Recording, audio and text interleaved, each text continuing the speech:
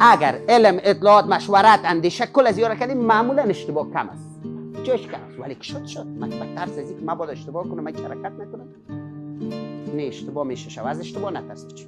انسان‌های بزرگ اشتباهات بزرگ میکنن. کسی اشتباه نمیکنه که هیچ وقت کار نکرده. اگر شما یک کسی براتون میگه که من هیچ اشتباه نکردیم، بفهمید هیچ کار نکرده، کار مهم نکرده، کار بزرگ نکرده، کار از دور بالاتر نکرده. حتما دیم یک گوشگک بوده دیگه، ناظری امضا کرده تنها معلوم داره اشتباه نمیشه. کسای اشتباه میکنه که کار زور بالاتر از زور بعضی وقت انجام داده. بنان از اشتباه نترسید. خب اشتباه اول همین پروسه را پیش بریم، اشتباه کم است، بعدش که شد از اشتباه درس بگیریم. در فقط مگس وری نزنید. چی شد خاک سرم شد، اشتباه شد.